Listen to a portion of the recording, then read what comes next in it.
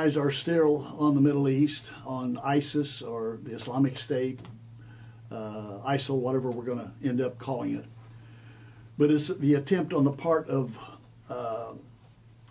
Muslim extremists, Muslim radicals to take over the world, actually. They want to go to the small Satan, great Satan, United States, and take us over. But at the same time, there are issues in Europe that are of growing concern, and that is the rise of anti-Semitism. Anti-Semitism in Europe. Matter of fact, Prime Minister Netanyahu has said that the level of anti-Semitism existing in Europe today is comparable to that was in the 30s prior to the Second World War. And that's throughout Europe.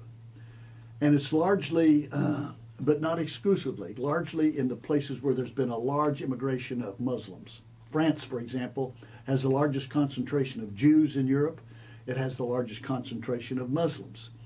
And as you may well imagine, wherever there are Muslims, there is anti-Semitism. It's in their DNA forever. And so, just as with ISIS, it must be defeated. Not engage, not try to diplomatically solve the problem. They must be, as the president has said, and I hope he keeps it, his promise, to degrade and destroy. Natan Sharansky, for example, who heads the Jewish agency, which handles all Aliyah, the immigration of Jews back to Israel, he said this with regard to the situation in Europe. He said, we are seeing the beginning of the end of Jewish history in Europe. We're seeing the beginning of the end of Jewish history in Europe. That's incredible. He goes on to say, this new anti-Semitism is very connected to Israel. Demonization, delegitimization, and double standards. That's how he defines this new anti-Semitism. It is now so deep in the core of European political and intellectual leaders that practically every Jew is being asked to choose between being loyal to Israel and loyal to Europe. Vladimir Slotsky, he's the current head of the Israeli Jewish Congress, says we are potentially, listen to this, we are potentially looking at the beginning of another Holocaust now. That's the level of anti-Semitism. Dr. Robert George, who is the Princeton University's McCormick Professor of Jurisprudence, said this: anti-Semitism is festering in Europe among recent immigration populations, Muslims who've moved into and immigrated to Europe, and also among the native populations. It's not simply the neo-Nazi extremists, it's also the cultured and sophisticated who abhor the Jewish religion. I'm very concerned about the situation in Europe. What a terrible tragedy in France, where the Jewish community, which has been a great asset and has been proud of its French heritage, now fear for their very existence and their own safety.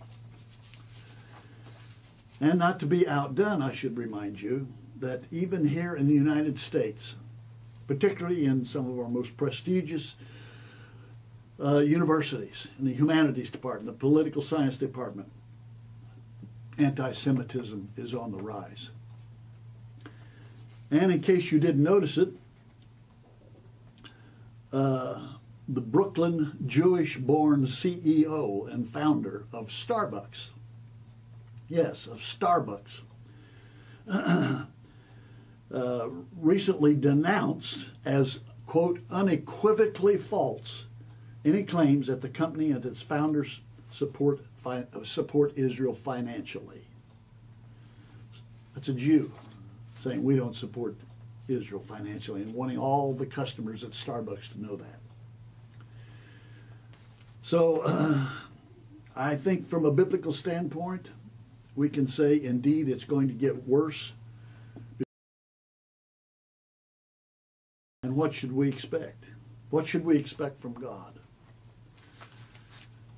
Well, I'm encouraged by many of the promises, but I was especially drawn to Psalm 121. I will lift up my eyes to the hills. Where does my help come from? My help comes from Yahweh, the maker of heaven and earth. He will not let your foot slip. He who watches over you will not slumber. He who watches over Israel will neither slumber nor sleep. Yahweh watches over you. Yahweh, the sun will not harm you by day, nor the moon by night. Yahweh will keep you from all harm. He will watch over your life, for your coming and your going, both now and forevermore. And the words that are used here in Hebrew time and time again means he will keep us, he'll protect us, he'll watch over us. Now that's a promise that God's people can stand on.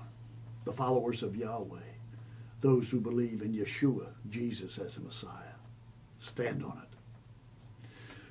To next week, Od Ki Yavo Shiloh, until Messiah comes, Yivareka Yahweh. God bless you and keep you in Jesus' name.